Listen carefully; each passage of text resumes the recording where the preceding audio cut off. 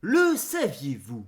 Le saviez-vous? Il y a quelques mois a été recréée une machine utilisée dans les cités grecques de l'Antiquité et dont on n'avait jusque-là jamais pu voir un modèle complet. Il s'agit d'un clérotarion, une machine qui servait en fait à tirer au sort des citoyens pour effectuer certaines tâches publiques. Basée en grande partie sur les écrits d'Aristote, la machine entièrement constituée en pierre fonctionnait de la sorte. Des citoyens armés d'un pinacium, un morceau de bois plat sur lequel leur nom était inscrit, rentraient celui-ci dans la machine, ce selon leur classe sociale, chaque rang de la machine faisant intervenir plusieurs classes. On introduisait ensuite des balles noires et blanches selon le nombre de rangs qu'on faisait ensuite glisser dans un tube. Chaque balle était ensuite prise une par une, et si elle était blanche, les citoyens du rang choisi devaient effectuer les tâches. Au contraire, si elle était noire, ils pouvaient rentrer chez eux. Bref, si vous voulez en savoir plus et voir l'explication complète, parce que j'explique sûrement très bien, je vous invite à aller voir la vidéo originale. Le lien sera dans la description. Le saviez-vous? En 1997, lorsque le champion d'échecs Garry Kasparov affronta pour la seconde fois l'ordinateur Deep Blue, un super ordinateur dédié aux échecs, qu'il avait battu l'année précédente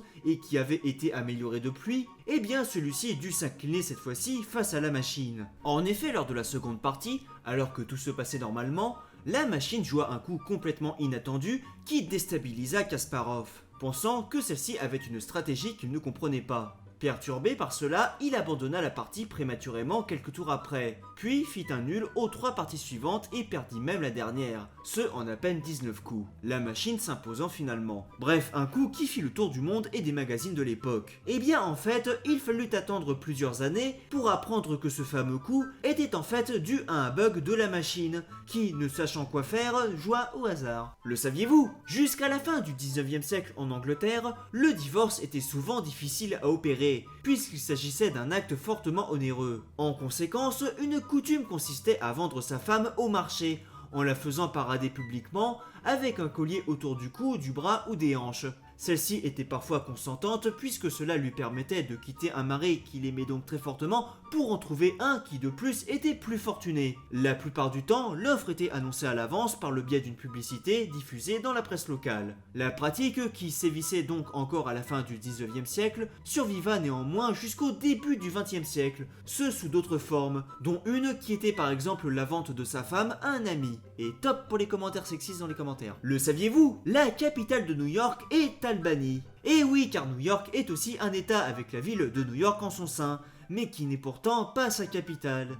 Et oui, pourquoi faire simple, me direz-vous? Le saviez-vous? Comme leur nom ne le laisse pas penser, les guerres fleuries qui ont opposé les Aztèques aux cités voisines n'étaient pas des guerres comme on l'entend. En effet, l'objectif ici n'était pas de tuer un maximum d'adversaires ou de conquérir des territoires, mais de faire en fait le plus de prisonniers possible, pour ensuite les sacrifier aux dieux. Les guerres en elles-mêmes étaient très codifiées, puisque les guerriers opposés en duel essayaient de maîtriser leur adversaire en le saisissant par la longue touffe de cheveux que chacun portait sur sa tête. Bref, outre le but du sacrifice, il y a des hypothèses qui veulent que ces guerres étaient en fait aussi surtout une occasion pour les guerriers de s'entraîner en vue de vraies guerres futures.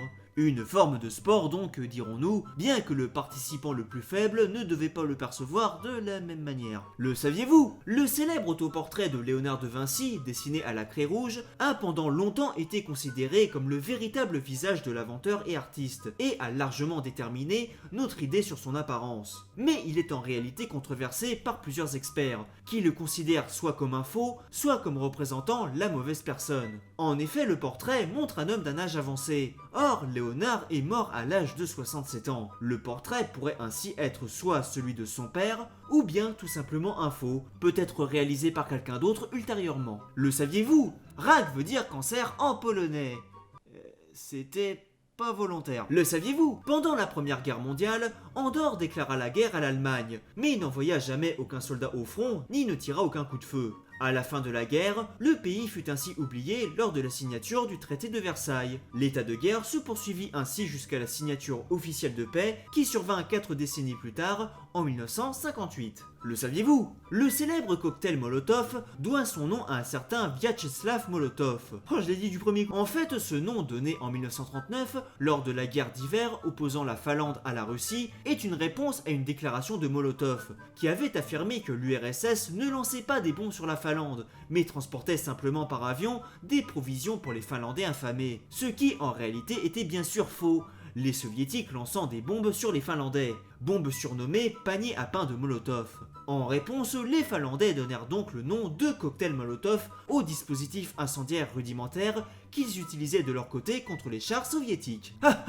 On sait s'amuser en Finlande. Le saviez-vous? La forme des célèbres cabines téléphoniques rouges londoniennes sont en réalité inspirées d'une tombe. En effet, Sir John Soane, un célèbre architecte du XVIIIe siècle, avait conçu une tombe avec une forme originale pour sa défunte épouse. La tombe insolite, qui était alors un peu connue, inspira plus tard un autre architecte, qui travaillait alors avec le musée de John Soane, Gilles Gilbert Scott, qui dessina donc à partir de celle-ci les fameuses cabines téléphoniques.